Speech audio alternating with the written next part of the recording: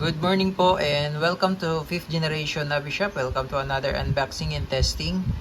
Shoutout po natin si Sir Moises ng QC. Sir, welcome to 5th generation Navi Shop. Ngayon po ang ating i-unbox is the Umarex Walter CP88 made in Germany.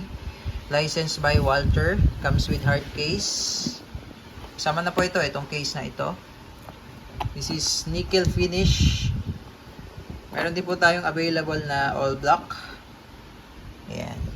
So, ang gamit nating bala is the GSB Match Diabolo. 10.34 grains. Caliber 177. And then, it comes with 2 rotary mag. 8 rounds per mag. 8 rounder per mag. Tapos may kasama na rin siyang CO2. Ayan. So, this is the Walter CP88. Full metal.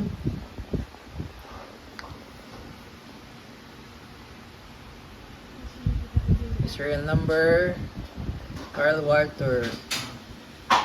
Made in Germany. Yeah, this is full metal po. Airgun pistol caliber 177.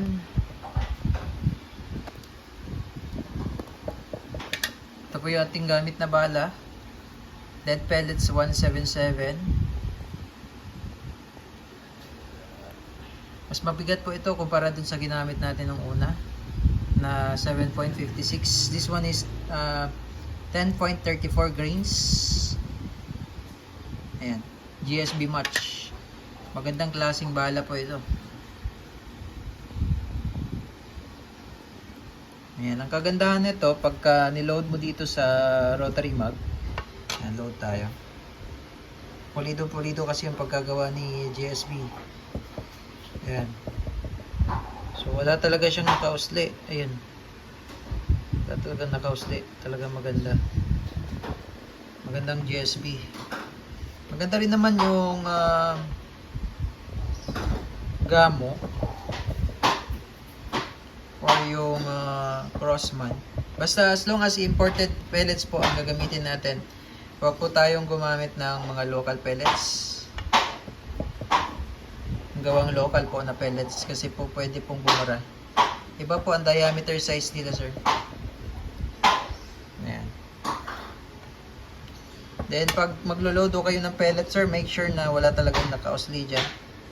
Didiinan nyo na lang, sir, para po talagang lubog na lubog po yung bala.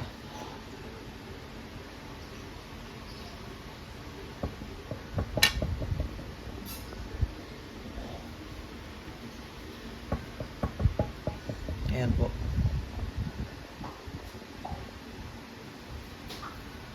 So, it comes with 2 rotary alloy magazine. Then, kagandahan dito, pwede nyo rin siyang balahan ng slug. So, meron tayo ditong H&N slug. This is 13 grains. 13 grains. Ayan. Ito siya. Ayan, slug. Pag lalagay mo siya dito,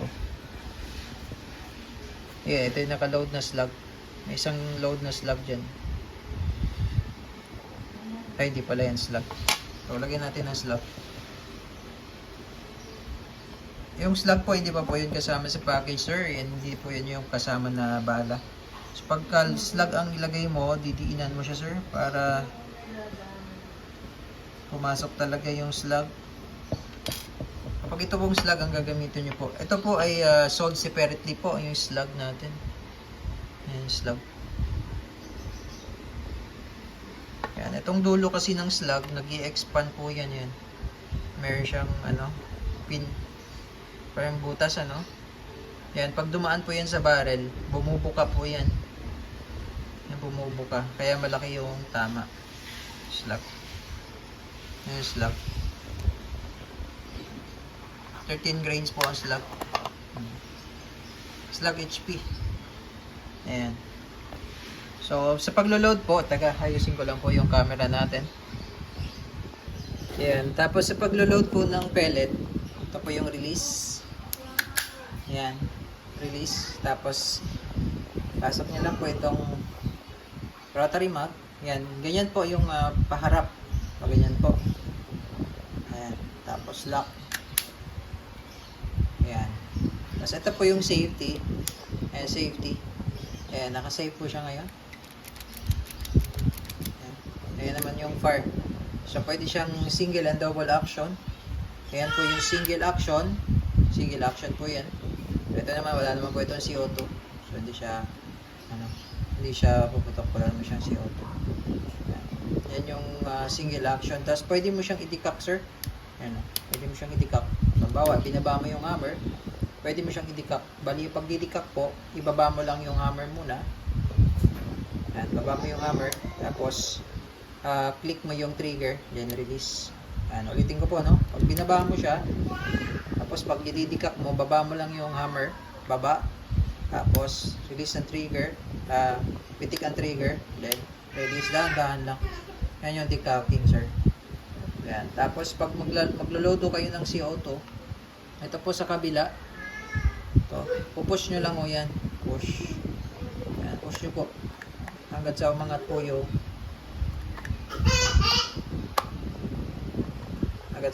yung cover.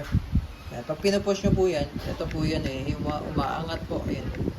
Para po maitulak lang po ito. Ayan. So, dito po tayo maglo-load ng CO2. Yan. Kung makipapansin nyo po, talagang bakal na bakal o yan. Bakal na bakal. Full metal. Ito lang po yung plastic niyan. Yung cover. Itong cover na to. Yan. Kaya itong mga to, bakal ho yan. Full metal ho talaga siya. Yan. Sa pag maglo-load kayo ng CO2,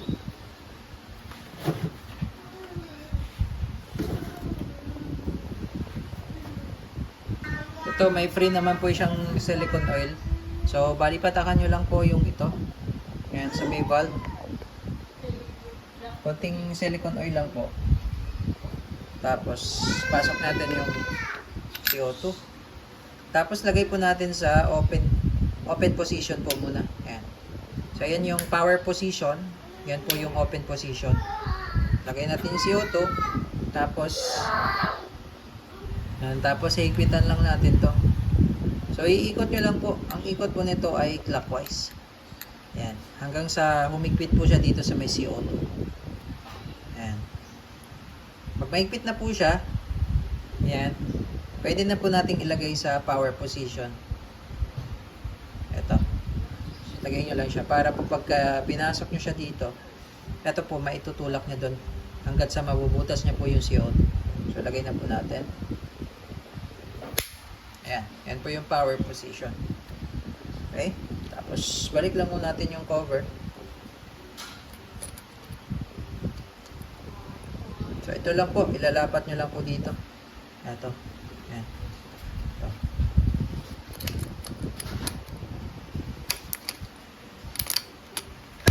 Ayan. Okay. So, again, this is the Walther CP88. Airgun pistol, caliber 177, full metal. Napakabigat niya talaga. Nabigat. Okay, testing.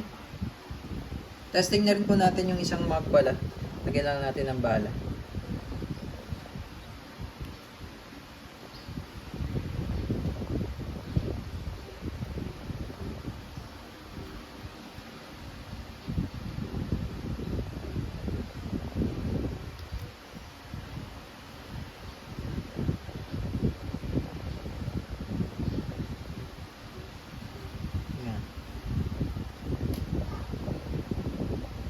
Okay.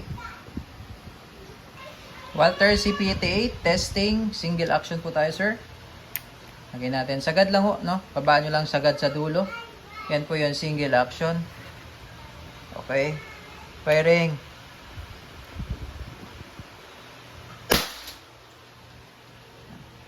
Yan, single action. Firing. Okay, single action. Lakas po ng tunog niya. So, talagang maingay po ang tunog nito. Malakas po ang tunog. Single action po yun. Pag double action naman po, trigger pull. Direkta lang po sa trigger pull.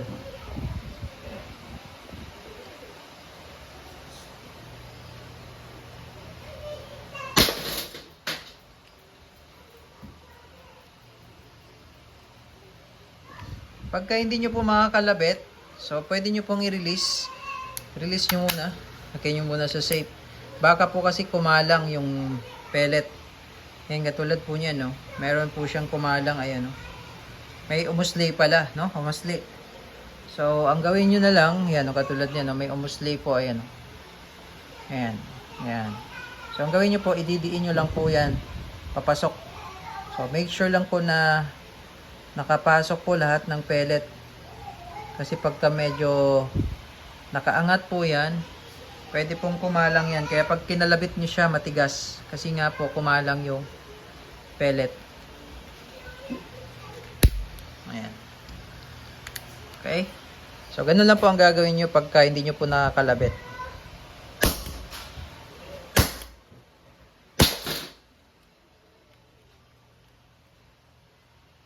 Ayan, okay, kumalang na naman.